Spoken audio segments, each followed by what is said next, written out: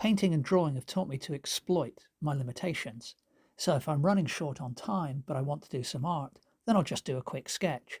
If I don't have any red paint, then I'll do a painting without red. If I'm feeling ill, then I'll do a sketch when I'm lying down. So in this video, I'm going to paint a belted galloway using only green.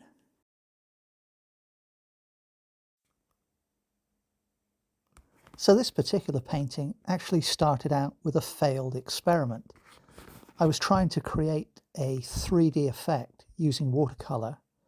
So I started out by taking some watercolor paper, this is A2, applying some Daniel Smith undersea green from the tube watercolor, and then with a round synthetic mop brush, a big brush, applied some diagonal brush strokes, as I said, with a view to creating a 3D pattern. Now this particular experiment didn't work all that well at all.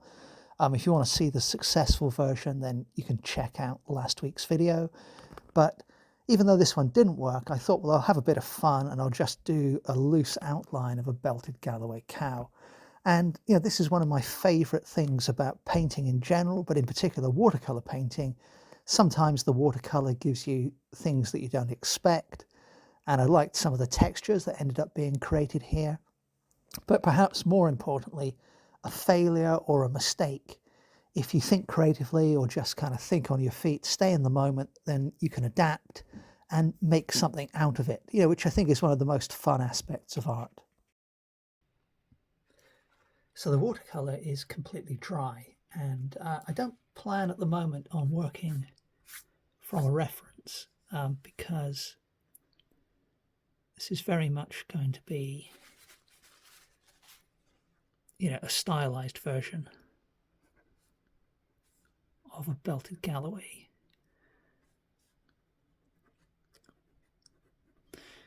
So at the moment what I'm doing is I'm coming in with a green ballpoint pen, and I'm going to make use of the edges that have kind of automatically been created by the watercolor, where I've got kind of interesting bits like that little gap in the wash there. I'm going to try and make use of those as best I can.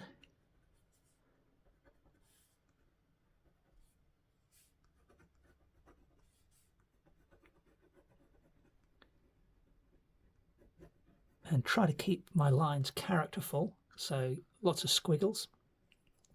This part of the watercolor is kind of like, you know, the paper was originally vertical and this kind of ran down from the bottom of the head. So I'm going to make use of that and have this particular belty eating some kind of plant life.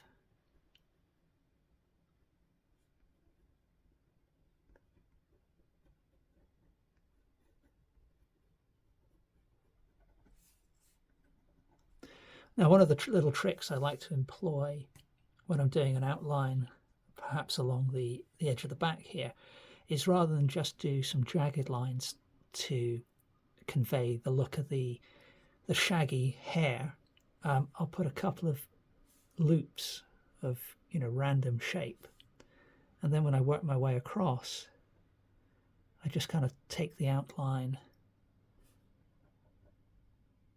around those loops, and it sort of automatically creates a gap in the hair.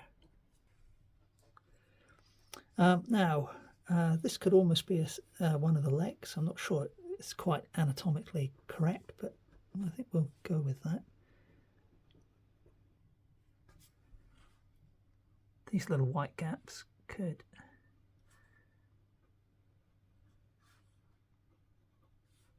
and there's a little bit of a almost a yellow area there. They could be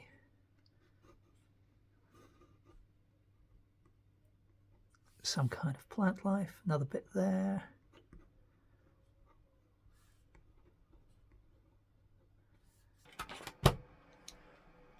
So next thing, I've got some Inktense water-soluble pencils. So I've got apple green, teal green, and leaf green. So let's see what we can do with these. So I'm going to try these on some of the plant life to begin with. perhaps down here. So that's quite a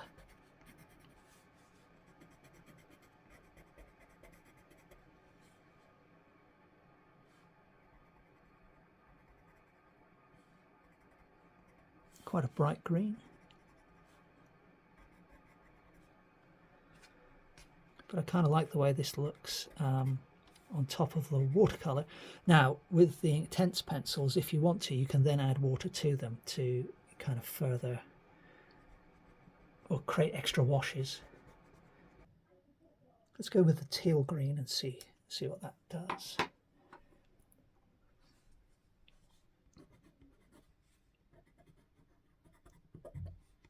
Okay, so a stronger bluer green, as you would expect.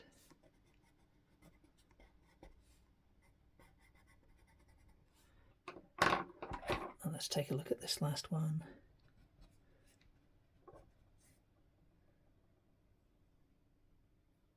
So this one's supposedly leaf green, but it's actually quite a neutral colour. But again, I think it's quite a good colour.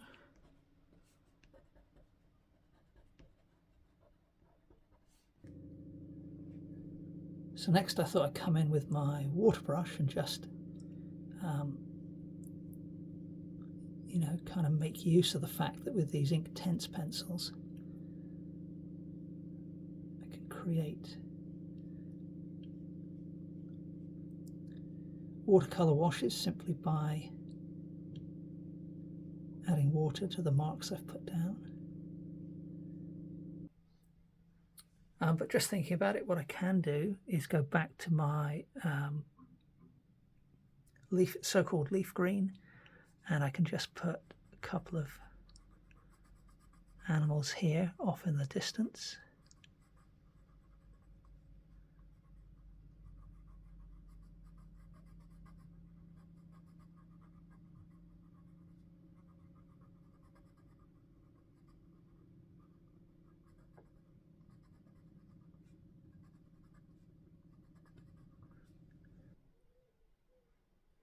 So looking at what I've got so far, although this colour is much greener in real life than it's appearing on camera, I do like the brighter green for the animal. So I'm going to come back in and add a lot more of that. So let's go back in with the water brush.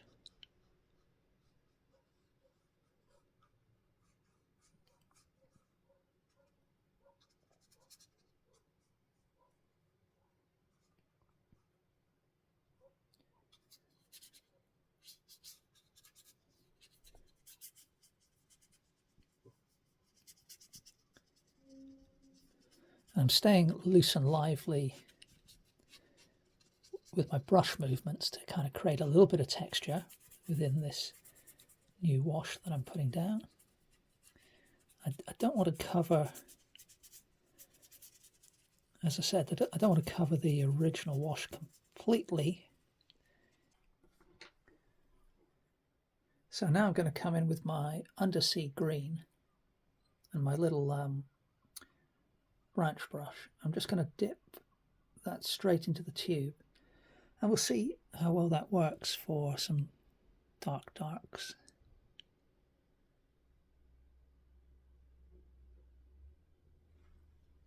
And actually, I'm quite liking that. So we'll keep going.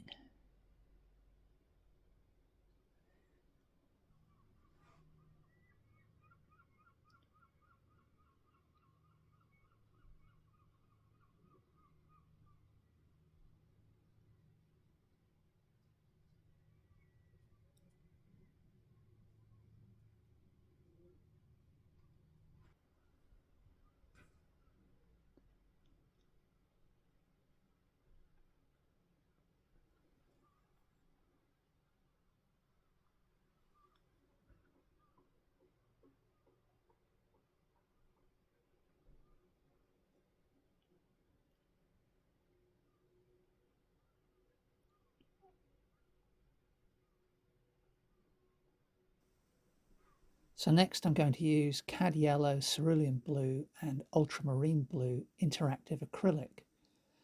And initially I'll mix up a bright green with the yellow and the cerulean blue. So although it looks almost yellow on camera, it is actually a very yellowy green.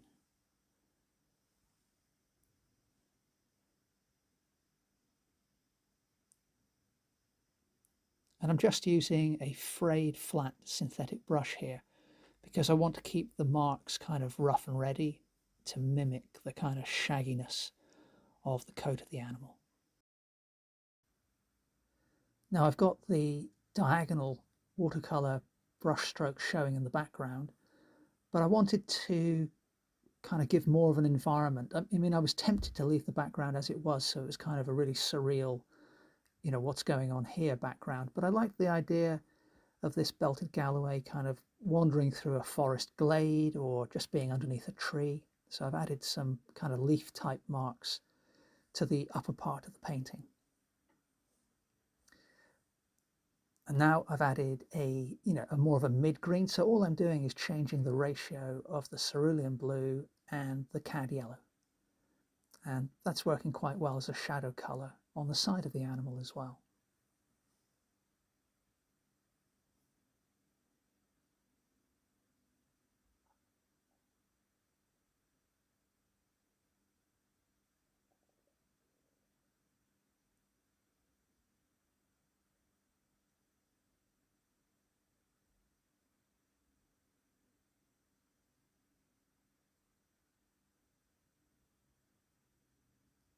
Now to make the green even darker, I'm adding some of the ultramarine blue.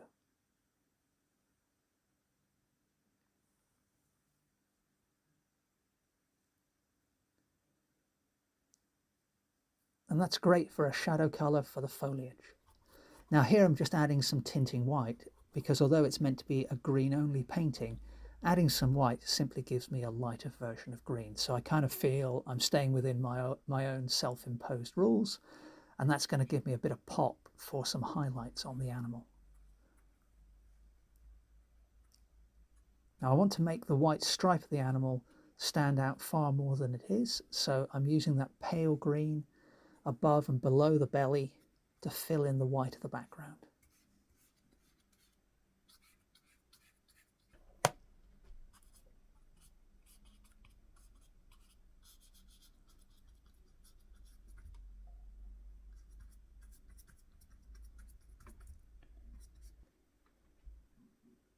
Back in with my branch painting brush, pure undersea green watercolor again. Still wasn't happy with the way the white stripe was looking compared to the background. It wasn't standing out enough. So I'm going back in, repeating some of the squiggles, but deliberately not following them. So there are kind of two layers of drawing showing the ballpoint pen and the watercolor brush. Now this is a very bluey green I've mixed up, and a little bit of dry brush to add some more texture.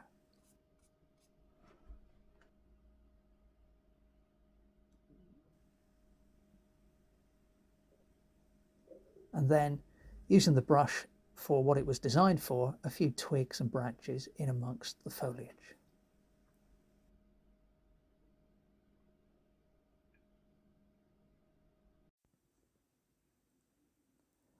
So the creation of this painting started with a failed watercolor experiment. And then I took that mistake and imposed a limitation on the further development of the image.